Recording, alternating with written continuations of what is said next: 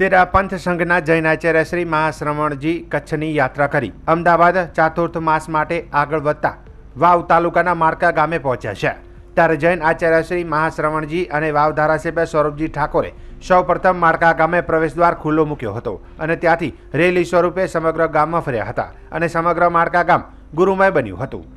અખંડ પરિપ્રાજક આચાર્ય મહાશ્રવણજી પોતાના મંગલ પગલાં પ્રવૃત્ત કર્યા ત્યારે માળકાવાસીઓએ પોતાના આરાધ્યના ચરણોમાં કૃતજ્ઞતા અર્પણ કરી હતી। દિવસે ને દિવસે તાપમાનમાં વૃદ્ધિ થઈ રહી છે અને સૂર્યની કિરણો ભૂમિને પ્રજાને ગરમાવી રહી છે। આ કારણે લોકો ગરમીમાં બહાર નીકળવાનું ટાળતા હોય છે, પરંતુ ક્ષમતાના સાધક આચાર્ય મહાશ્રવણજી અસીમ શાંતિ સાથે તેમના ગંતવ્ય તરફ આગળ વધી રહ્યા છે। પ્રથમ દિવસે આચાર્ય શ્રી મહાશ્રવણજી સંબોધન કરતા જણાવ્યું હતું કે જૂઠ કપટથી બચવાનો પ્રયાસ એ છે કે ઈમાનદારીની વાત કરવાનું કહું છું અને આદમી પોતાના ફાયદા માટે નાની મોટી વાતમાં જૂઠનો સહારો લે છે, પરંતુ સચ્ચાઈનો રસ્તો સીધો સપાટ છે અને જૂઠનો રસ્તો આડાઅવળો અને ખાડા ટેકરાવાળો છે। સાચું બોલવાવાળો તણાવ મુક્ત રહે છે અને જૂઠ બોલવાવાળાને સોચી સમજીને બોલવું પડે છે કે શું બોલશે તો તેનો કેવો જવાબ આપવો પડશે જેવા અનેક સવાલો મગજમાં ચાલતા હોય છે। સાચું બોલવાવાળાને સાંજે પૂછો કે રાત્રે પૂછો કે સવારે પૂછો, બસ એક જ વાત કરશે।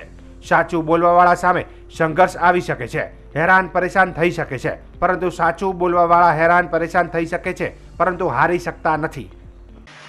तो यह झूठ कपट से बचने का प्रयास यह ईमानदारी की बात हो जाती है और आदमी थोड़े से लाभ के लिए, थोड़ी सी बात के लिए भी कभी कभी झूठ का सहारा ले सकता है, और सच्चाई का रास्ता जितना सीधा सपाट है, झूठ का रास्ता टेढ़ा मेढ़ा उबड़ खाबड़ सा प्रतीत हो रहा है।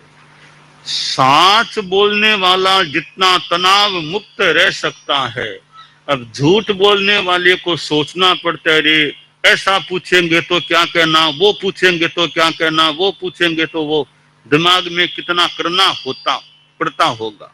सच है, सवेरे पूछ लो, रात को पूछ लो, दोपहर में, वो एक ही बात है, मेरी बात बस एक ही है।